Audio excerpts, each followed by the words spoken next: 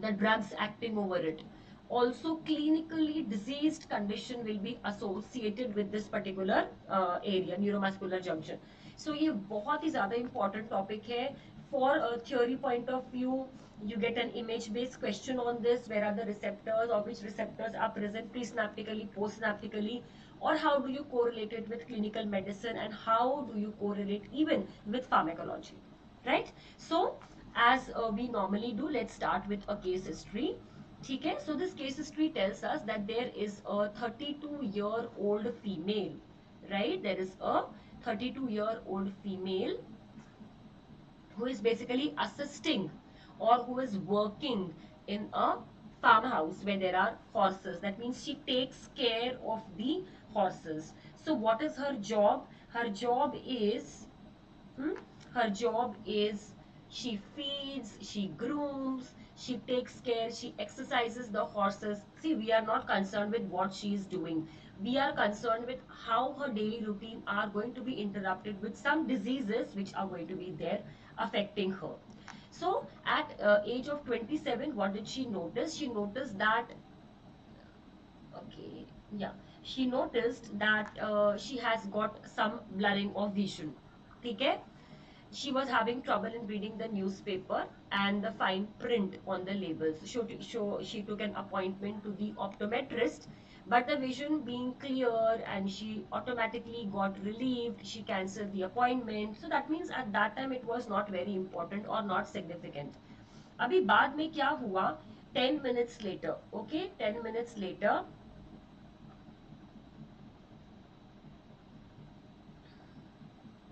yeah, about 10 months later, what she could notice is that this blurring of vision returned. This blurring of vision returned, and this time she couldn't ignore, क्योंकि along with this blurring of vision, she could even, look into other symptoms like experienced pin and needles. ठीक है, she experienced pin and needles, and she noticed that there was a weakness in her legs and she was not able to do her routine job which she does. That means she's not able to pasture the horses. So this is very very significant. So she was referred to neurologist. Obviously neurologist के पास ही उसको जाना पड़ेगा क्योंकि weakness is the symptom and feeling of pins and needles is a symptom. Abhi, she went through different tests and then eventually there was MRI which was done, and it was seen that there is multiple sclerosis. So this particular case scenario has given you the diagnosis as multiple sclerosis, but number of times it is seen that the case scenario में diagnosis may not be given to you. आपको diagnosis नहीं भी आएगा, ऐसा भी हो सकता है, ठीक है? And now the nerve conduction velocity was also found to be reduced, right? So remember, there could be two things. कभी कभी आपको दिया रहेगा डायग्नोसिस, जैसे इसमें दिया हुआ है मल्टीपल स्क्लेरोसिस, बट कभी कभी नहीं भी दिया रहेगा मल्टीपल स्क्लेरोसिस, राइट? अभी what are the physiological things which have to be known over here? Now it is a disease of the central nervous system where axons lose their myelin sheath, so it is supposed to be a demyelinating condition. And now we have to understand physiologically that what is the loss of myelin sheath and how is it affecting your conduction velocity. So इसके पीछे की physiology ये है कि if there is a loss of myelin sheath, how are you affecting your conduction velocity, ये हमको समझना है, ठीक है? So this we will be now studying in some time.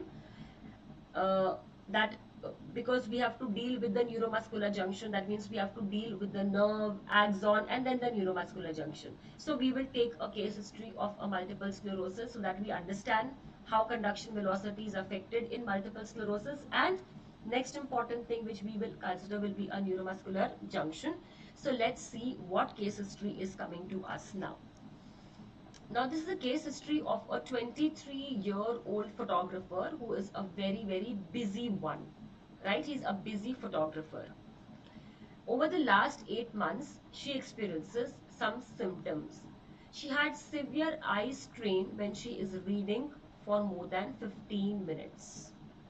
Also, there are tired symptoms, especially when there is chewing of the food, she feels very, very tired, right?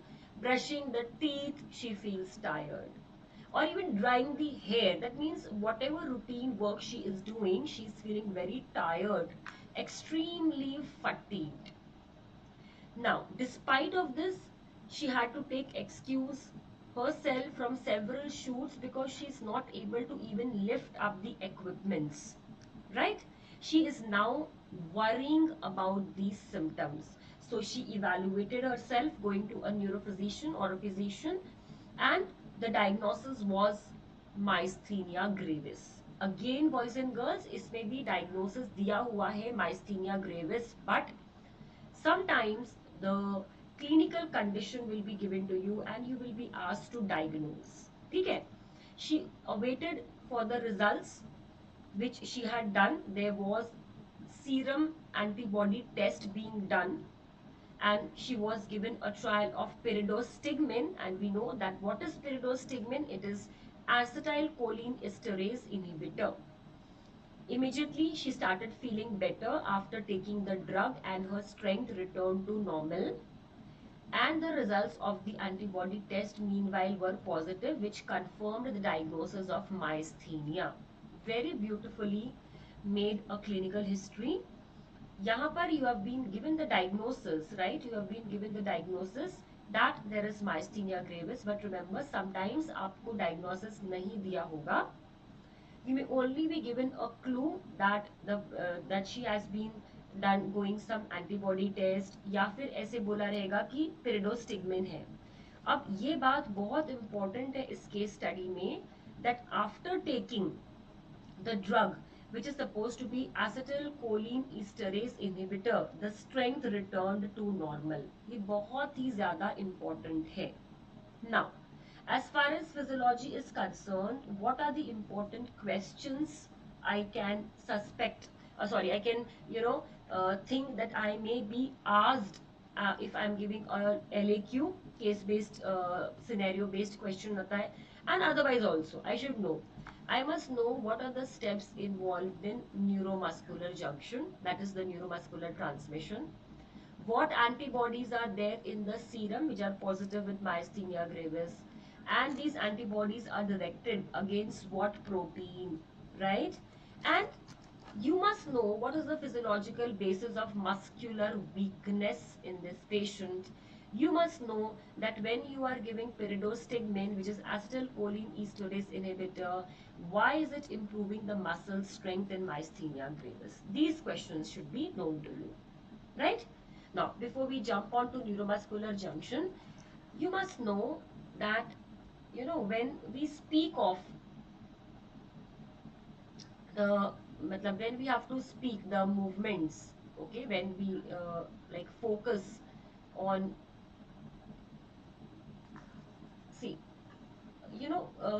voluntary activity, when you are doing any kind of voluntary activity, even when you are drinking water, right? Even when you are drinking water, it is supposed to be a voluntary activity, right? So this voluntary activity, मतलब मुझे कुछ लिखना है, right? I have to write something, I have to open the fridge, I have to take some water, whatever. So there comes a thought in the mind, right? There comes a thought in the mind.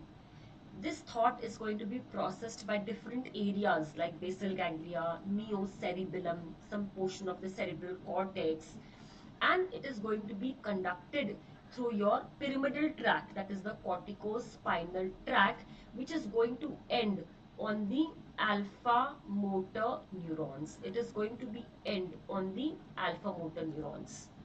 Where are these alpha motor neurons? In the ventral horn of spinal cord. Okay, ventral horn of spinal cord.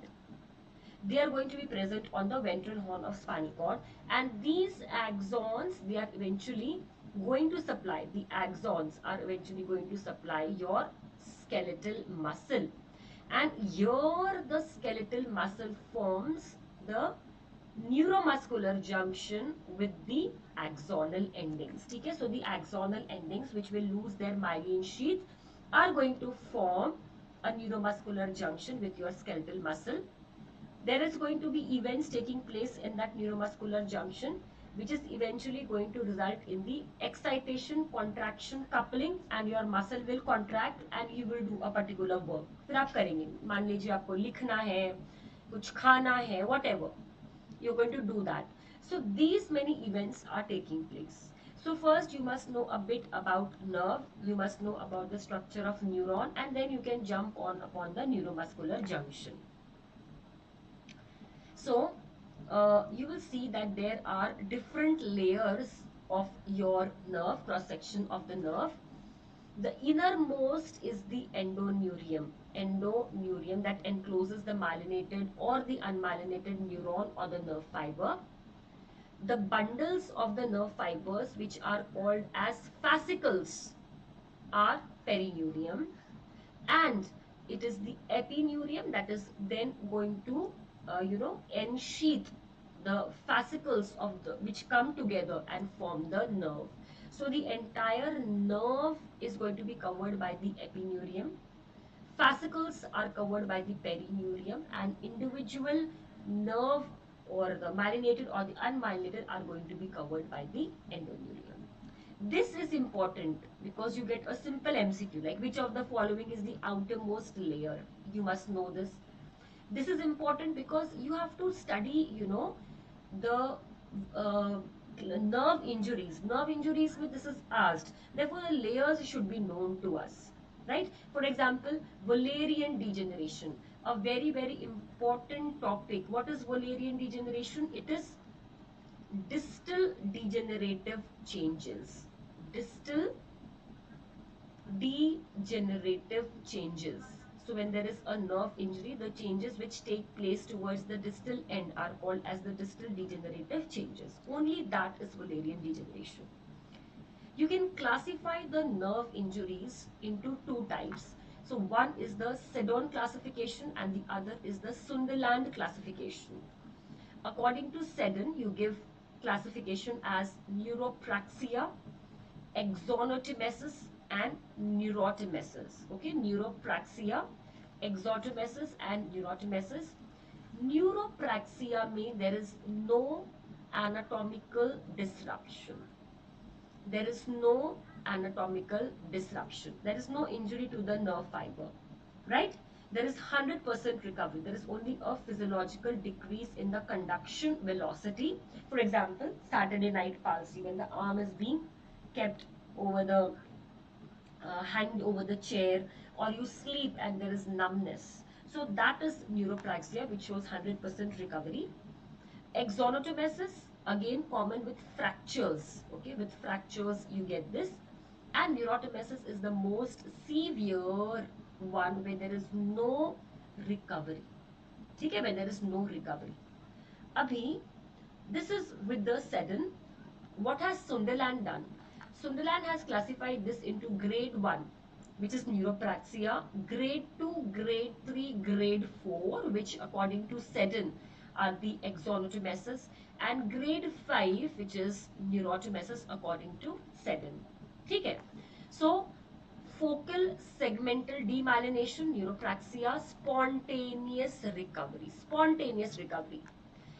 Damaged axon so axonotmesis का main feature होता है कि axon का damage है, right?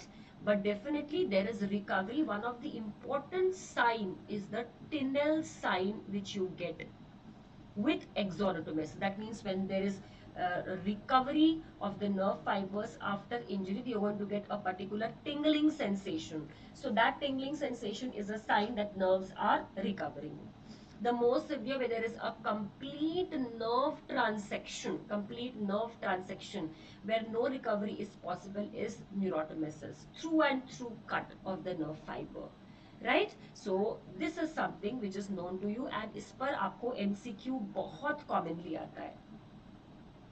Now so see, in Sunderland type 4 nerve injury, which of the following is not damaged? 1, 2, 3, 4, like this. And damaged axon, endoneurium, perineurium and intact epineurium. So intact epineurium, right? This is where the MCQs are framed. Now, so let's move on. See, one important is that these are the distal degenerative changes. जो आपके I mean the injuries which are the changes which are going to be there distal to the cut. Remember that very important thing when these are recovering will be the axonal sprouting, and you have to remember that the axonal sprouting will always be from the proximal stump. They will always be from the proximal stump. This also comes as MCQ, and therefore I've shown you a picture of this so that you can keep this in your mind. Now let's look on to also one the structure of the neuron. इसके पहले कि हम लोग आगे बढ़े neuromuscular junction पे. Now the neuron is having a cell body which is called as soma.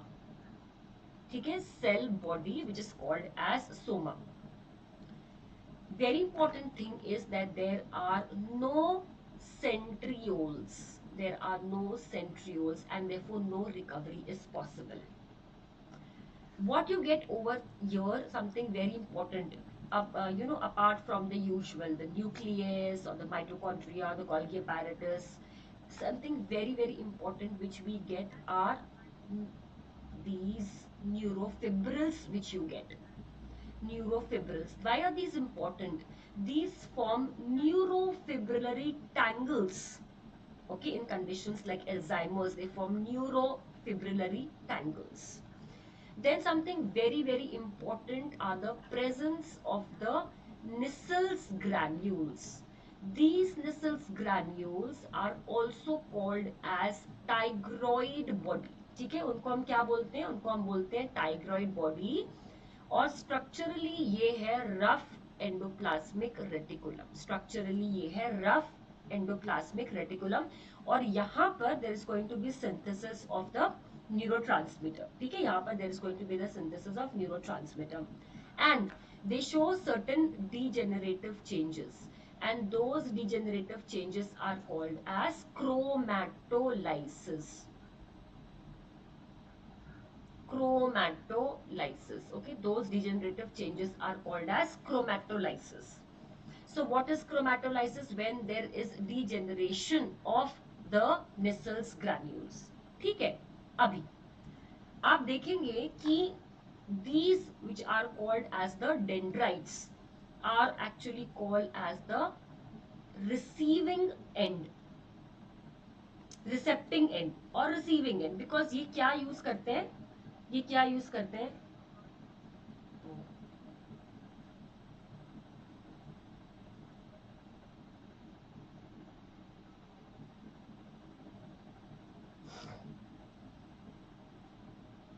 Best wishes and keep growing, Rahul. Keep growing.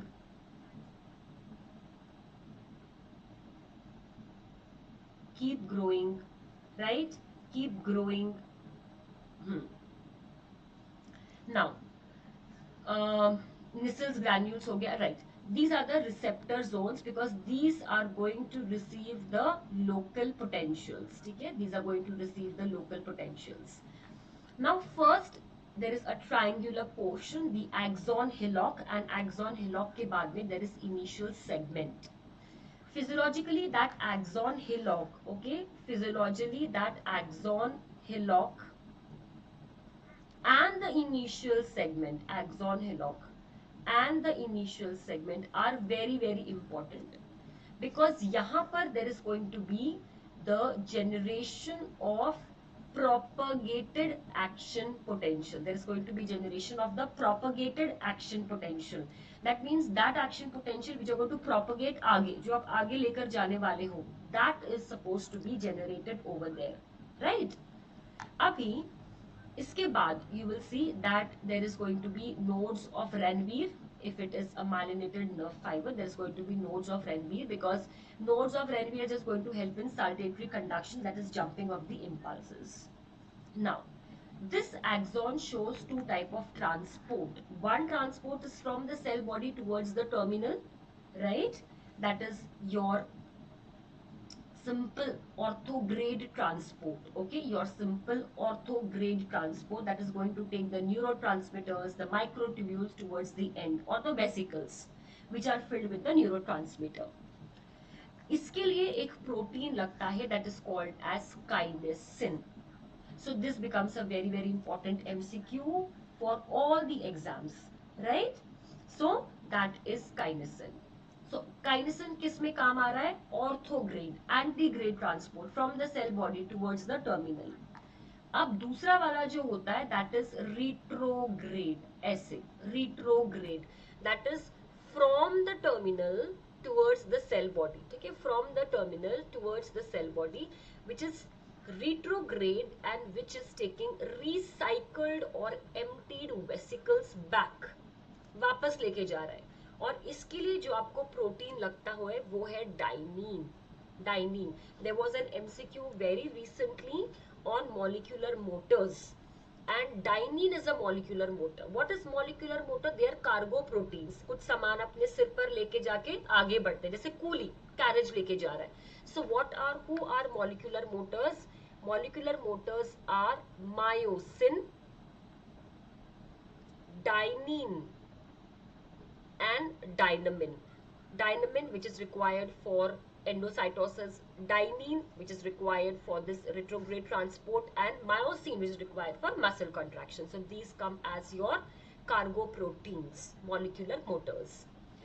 अब एक बात बहुत इंपॉर्टेंट है कि जो ये रिट्रोग्रेड ट्रांसपोर्ट है, apart from taking these recycled vesicles, ये ऊपर लेकर जा सकता है न्यूरोट्रोपिक वायरसेस, जैसे डॉग बाइट हुआ, or there is some infection at the end, and neurotropic viruses can be carried by this route up to the brain. See, rabies is because of a dog bite, है ना? Dog has bitten, and the symptoms are neurological because that toxin is going to be carried up by this retrograde transport. So retrograde transport का ये important part है that you should have to remember, right? So axonal transport, axon, and it is going to end in the form of these synaptic vesicles, knob-like structures which are having synaptic vesicles. These synaptic vesicles are going to be the storehouse of your neurotransmitter. Now, let's look upon to our neuromuscular junction. So, neuromuscular junction is actually an example of a chemical synapse. Right? It is an example of a chemical synapse.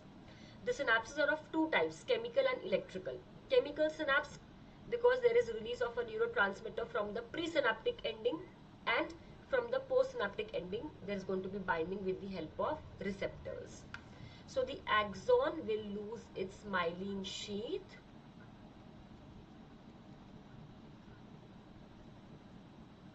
Okay, the axon will lose its myelin sheath with the myelin sheath, and it is going to form a junction with the muscle, that part of the muscle which is forming a junction. So this is something, right? And that part of the muscle which is forming the junction is going to called as the muscle end plate. Muscle end plate. Okay, it is going to be called as the muscle end plate. You will see that this muscle end plate is thrown into folds. These folds basically increase the surface area. So remember, the muscle end plate is supposed to be the postsynaptic ending, and the axonal wala side is supposed to be the presynaptic ending. Okay, it is supposed to be the presynaptic ending, right? Now, what important things are present which we have to study? On the presynaptic side, definitely there are going to be the vesicles which will release the neurotransmitter. There is going to be mitochondria as a source of energy. But very, very important, you are going to have voltage sensitive calcium channels. Voltage sensitive calcium channels. So remember, voltage sensitive calcium channels are present presynaptically. Presynaptically. This is important because there is going to be a disease which is going to affect presynaptic channels, and there's going to be a disease which is going to affect postsynaptic channels. So that you have to remember. Okay. Now, on the side of the muscles which is thrown into folds, there are going to be receptors.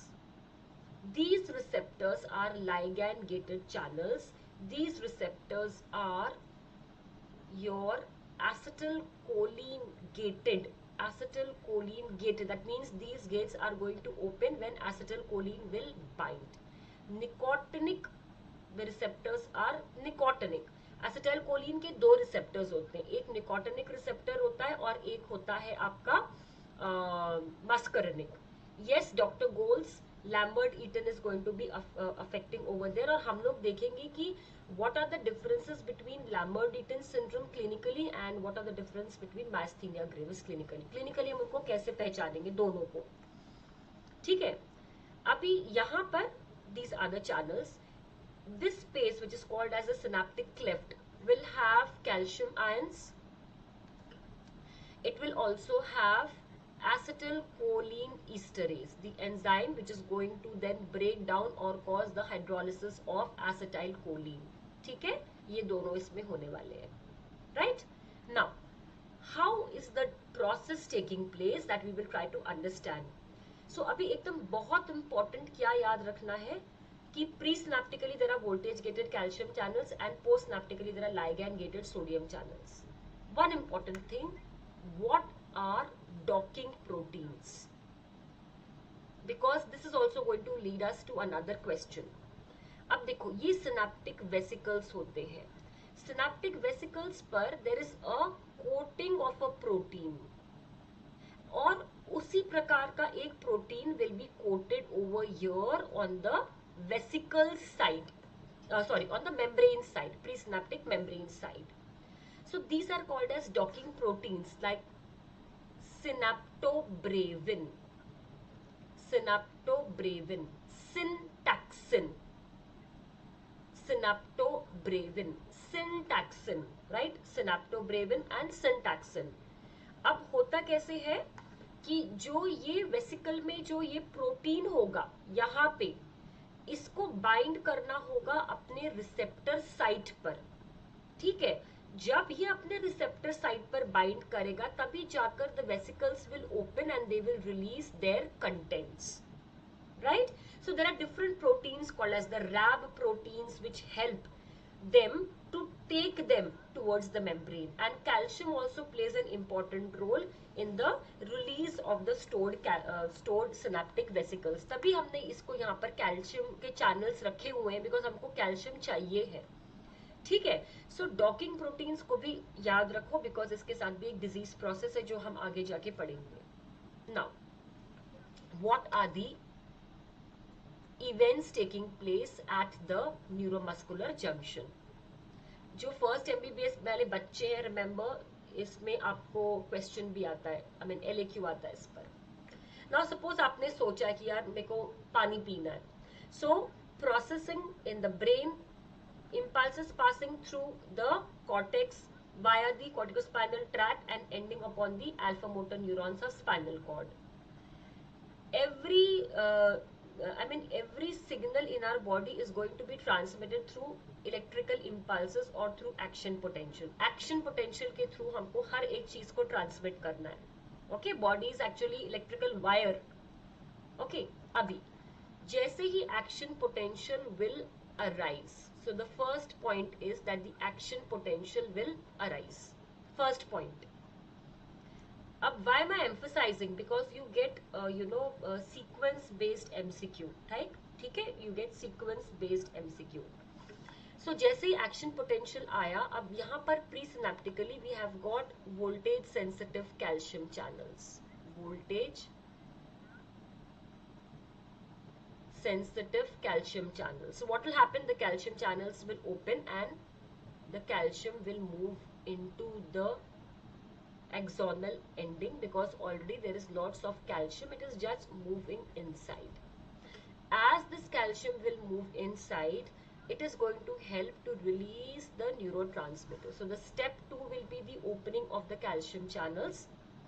Step 3 is going to be the release of the vesicles and the release of the neurotransmitter from the vesicles. Okay, the release of the neurotransmitter from the vesicles. The fourth step is going to be the binding of the neurotransmitter to its receptor, which is nicotinic cholinergic acetylcholine gated on the post synaptic ending. अब ये जैसे ही यहाँ पर bind होगा, what will happen? See, as soon as it binds, so initially this gate was closed. जैसे ही acetylcholine bind हुआ, ये खुल गए, and this channel has got permeability for both sodium and potassium, but the permeability for the sodium is much more. Okay, the permeability for the sodium is much more, and therefore the sodium influx is going to be far more than the potassium efflux. Okay, the sodium influx is going to be much more than the potassium efflux. So जैसे ही sodium अंदर आया fourth पे, तो हम इसको fifth कर देते हैं, right? Fifth influx of sodium. Sixth step will be development of a local potential. This local potential is called as the muscle end plate potential. Muscle end plate potential. Now remember, what did we learn? This is the threshold for excitation, or this is the local potential. कल ही हमने पढ़ा, ये local potential है. So when the resting membrane potential from minus 90 millivolts will jump and become less negative and become minus 55 millivolts, this local potential will be converted into an action potential. इसीलिए हम उसको बोलते हैं threshold for excitation. हम लोग क्या बोलते हैं? We called it as a threshold for excitation. We called it as a threshold for excitation. ठीक है? अभी so this muscle local end plate potential will be converted into an action potential. The action potential will get transmitted all along the axon. It will reach the muscle. When it reaches the muscle, it is going to dip into the sarcolemma. What is sarcolemma? Muscle की जो covering है. Muscle cell is covered by sarcolemma. The sarcolemma dips and forms the T tubules, and there is going to be the T tubules over here, and there are going to be L tubules over here. So T tubules में dihydropyridine receptors है, which will open the ryanodine receptors in the L tubules, and the calcium will be released. This calcium will bind to troponin. The troponin tropomyosin complex will be shifted, and the muscle will then contract by forming the actin myosin bridges. Again I repeat, action potential will travel all along the way to the sarcolemma, and it will go into the sarcotubular system, open the DHP receptors, which are voltage sensors in the T tubules, which will open the L receptors, the ryanodine receptors in the L tubules, and pour out the calcium. The calcium will then bind to troponin, and the troponin tropomyosin complex will be displaced laterally, and there is going to be contraction of the muscle. So इसका मतलब क्या हुआ? इसका मतलब क्या हुआ? That electrical event, okay, the electrical event at NMJ, the electrical event at NMJ that is called as excitation is resulting in muscle contraction, that is a mechanical event.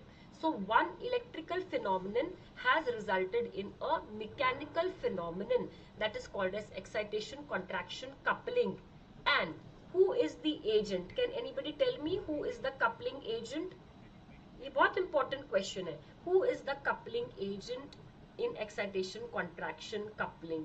Who is the coupling agent in excitation contraction coupling? कौन बताएगा? Who is the coupling agent in the excitation contraction coupling? So it is the calcium ions. Okay, it is the calcium ions who are the coupling agent. Abhi, once the acetylcholine has does its work, it is very very important that the acetylcholine should be removed. So it is going to be hydrolyzed by the acetylcholine esterase, and there is going to be reuptake. Okay, there is going to be reuptake and recycling of that of the choline and the acetate. It is very very important that it should not remain there. It should be removed by diffusion, or there should be uptake, or it has to be hydrolyzed. ठीक है? So this is the event taking place at the neuromuscular junction. We'll just try to understand the entire thing once more. Action potential traveling, opening the voltage gated calcium channels. That is going to result in the release of acetylcholine. Acetylcholine is going to bind to its receptors, right, and open the channels which are much more permeable to sodium than to potassium. Sodium will come inside, it will create a local potential. That local potential will be converted into an action potential, and that excitation is going to result in the muscle contraction, which we called as excitation contraction coupling. Right? Now, before we move to the clinical conditions like myasthenia or with Lambert-Eaton syndrome, something very very important is what is denervation hypersensitivity. It is also called as denervation supersensitivity. It is a feature of lower motor neuron disease. It results in fibrillation. There are two important things. One is fibrillation and the other is fasciculation. Fibrillation and fasciculation. Fibrillation is invisible and fasciculation is visible. What visible? Muscle contraction. Fibrillation is invisible contraction of a single muscle fiber. Single muscle fiber. Okay? It is invisible contraction of a single muscle fiber. Fasciculation is a visible contraction of a muscle bundle or a fascicle of a muscle. Both of them have got different reasons behind, but both of them are important features of lower motor neuron disease. ठीक है? अभी now let us consider something. What is denervation hypersensitive, जो मुझे तुमको बताना था. Now what happens that when there is a nerve injury, okay, when there is a nerve injury, okay, when there is nerve injury, there is going to be depletion of the release of acetylcholine. Now what happens? This is the muscular end, motor end, and these are the receptors for acetylcholine. Now whenever there is a decrease in the level of acetylcholine, okay, not only acetylcholine, kuch bhi, whenever there is a decrease in the level of the neurotransmitter or the hormone, there is an increase in the receptors, which is called as, you know, up regulation of receptors. Up regulation of receptors. इसका मतलब जब भी neurotransmitter कम हो जाएगा या hormone कम हो जाएगा, the expression of the receptors will increase, and vice versa. If the hormone is more, there will be down regulation of the receptors. This is a very very important concept in endocrine physiology. कि यदि hormone कम हो गया तो आप up regulation करेंगे receptors का, और अगर रिसेप्टर्स अगर हार्मोन ज्यादा हो गए तो आप डाउन रेगुलेट कर देंगे रिसेप्टर्स को. ठीक है? That means you want to make maximum utilization of less or more hormone or receptors. Now यहाँ पर after the nerve injury, the amount of acetylcholine released is depleted. In response to that, there is an increase in the expression of the receptors. Now what happens, there is a very insignificant amount of acetylcholine which is present in the plasma, and normally it is not required, इतना कुछ function इसका नहीं होता है. लेकिन जब ऐसा condition आती है कि जब nerve injury हो जाएगी, उस समय this acetylcholine of the plasma will bind over here to the receptors which were upgraded. So this small amount of acetylcholine will result in small amount of the local potentials and will result in fibrillation, which is invisible contraction of the single muscle fiber. So this is called as denervation hypersensitivity. Okay? This is called as denervation hypersensitivity. What is the reason? Upregulation of the receptors. Right? So remember, this concept is important for endocrine physiology also. With lower motor neuron disease, this is denervation hypersensitivity. Now let's consider the diseases which are affecting. For example, myasthenia gravis is an autoimmune disease that is caused by antibodies, and we have very nicely cleared that this is the nicotinic antibodies. Antibodies against the nicotinic receptors, because nicotinic receptors are going to be present at NMJ and they are going to be present at the ganglia, whereas the muscarinic receptors are present in the target organs. Now, again, the same history I showed you became tired. This is a clinical picture of a patient presenting with myasthenia. Very common feature of myasthenia is the facial muscle weakness. Okay? Facial muscle weakness. Ptosis is very, very classical, unable to open the drooped eyelids. Right. Now, how am I going to differentiate between myasthenia and Lambert-Eaton syndrome? है ना? I'm going to differentiate between myasthenia and Lambert-Eaton syndrome. Very, very important. Can anybody tell me?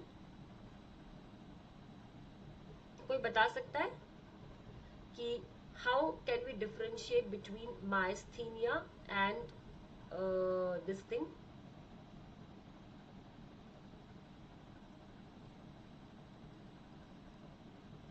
Okay.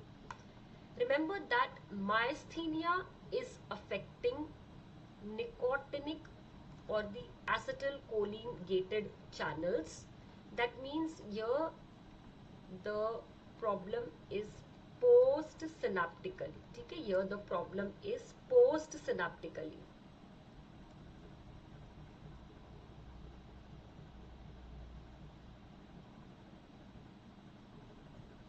Whereas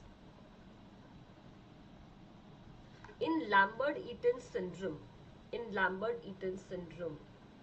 presynaptically voltage gated calcium channels are affected. Presynaptically voltage gated calcium channels are affected. One important difference. Second important difference is that the clinical presentation over here, okay, the clinical presentation over here is mainly weakness. Mainly the facial muscle weakness is very common. Here the patient presents mainly with a waddling gait. There is weakness of the proximal muscles of the lower limb. There is weakness of the proximal muscles of the lower limb. Right? There is weakness of the proximal muscles of the lower limb. Now, this is one thing. Then next is this patient. How will be the symptoms of this patient? This patient will come to you saying that he is very fine in the morning. Okay, he is very fine in the morning, but there is lots of, weakness towards evening. So he gets tired with evening, or he feels very tired after doing his routine work, very tired after his routine work. ठीक है? कैसे? जैसे अगर जो जितना वो काम कर पा रहा है वो काम उससे नहीं हो पाता है, he feels very weakness, and very important thing is he feels better with rest. He feels better with rest. This is the very important feature, that he feels better with rest, right? Now, in the case of Lambert-Eaton syndrome, what happens is that this patient feels better after some kind of exercise. He feels better after some kind of exercise. What is the reason that why he feels better after after exercises? I'll just tell you that also.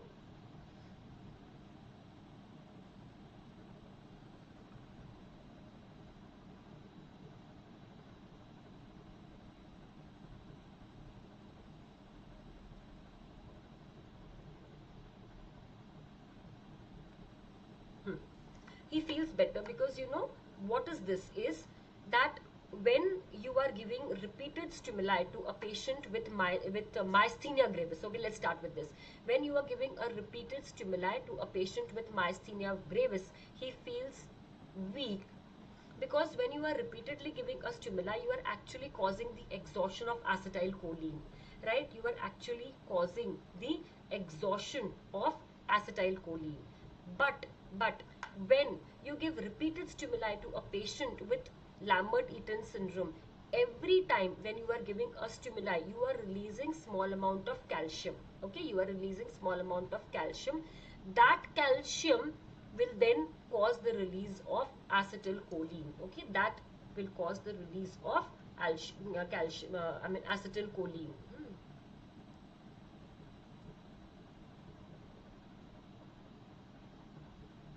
Right. Then, therefore, when we are giving, therefore, over here the patient feels weakness after myasthenia gravis with exercise, but yahan par with exercise he feels very, he feels better after exercises, right? Now, so remember that voltage gated calcium channels are affected over here with Lambert-Eaton syndrome presynaptically, and here myasthenia gravis postsynaptically. Another very important thing is that this is definitely autoimmune. Antibodies attack. This is also antibodies are formed against this calcium channels, but kabhi kabhi, you know, you can also get it as a cross reaction to cancer cells. You know, like bronchogenic carcinomas, when they are forming antibodies against the cancer cells, they can cross react with this. Okay, they can cross react with this, that is with the with the antibodies, the same one which will affect these calcium channels. So myasthenia gravis has got two important has got two important effect. 1 minute.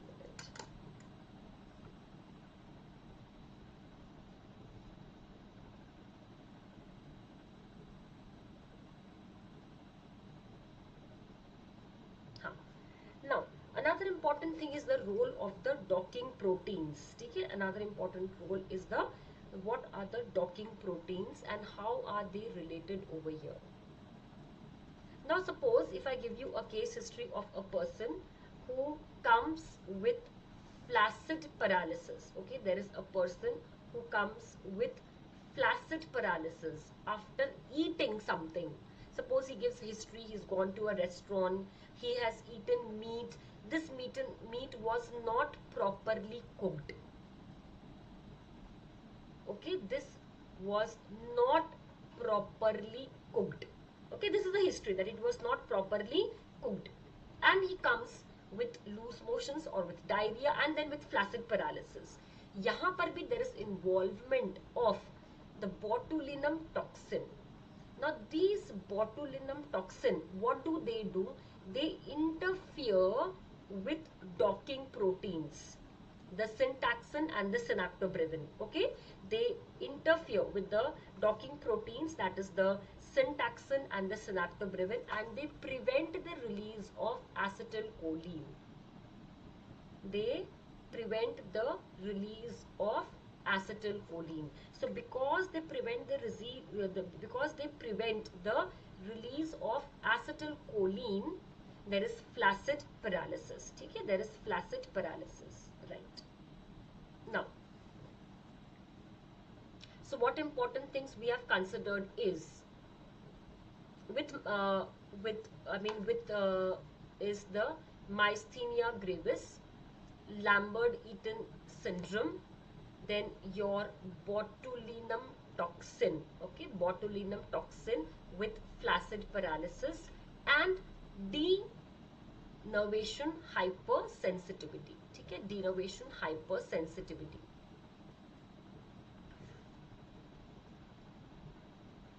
Denervation hypersensitivity. Now, the next important is integrate this topic with your pharmacology. Just integrate. See, botulinum toxin, which blocks the release of acetylcholine from the presynaptic endings. Curare poisoning, that competes with the acetylcholine for receptors on the motor end plate and therefore decrease the size of the end plate potentials and causes death even because of paralysis of the respiratory muscles. Neostigmin, which inhibits acetylcholine esterase and therefore prolongs the action of acetylcholine, and therefore neostigmin, pyridostigmin are useful in myasthenia gravis.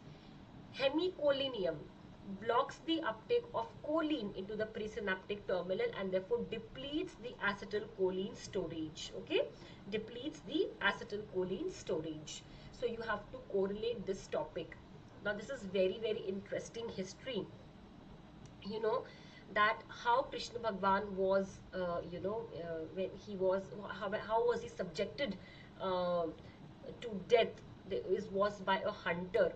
And you would be very, very surprised to know that this poison which was applied on this arrow and which led to injury on the Lord's Krishna feet was affecting the neuromuscular junction. Even Hitler was known to give poisoning through drugs acting on the neuromuscular junction. This is the curare poisoning, how the Red Africans, they put a poison on their arrow for hunting. So neuromuscular junction is not only important as far as physiology, pharmacology or clinical side is concerned, but it is also very, very interesting story wise भी ये बहुत interesting topic है. ठीक है? So I think we stop here with the neuromuscular junction physiology, and the next topic which I will be covering in the further lectures is going to be the molecular mechanism of muscle contraction. Molecular mechanism of muscle contraction, and I will be covering in this both the skeletal muscle contraction as well as the cardiac muscle contraction as well as the smooth muscle contraction. ये तीनों को ही हम एक साथ पढ़ेंगे. We will be studying together in the next lecture the molecular mechanism of contraction. Okay, so the next lecture will be molecular mechanism of muscle contraction. Muscle contraction, and we will be covering skeletal, cardiac and smooth, so that comparison is possible. That is going to be the next lecture. Okay, so if there are any doubts, you can let me know, right? If there are any doubts, you can let me know, and we can discuss this in the next lecture. So thank you for now. Happy learning.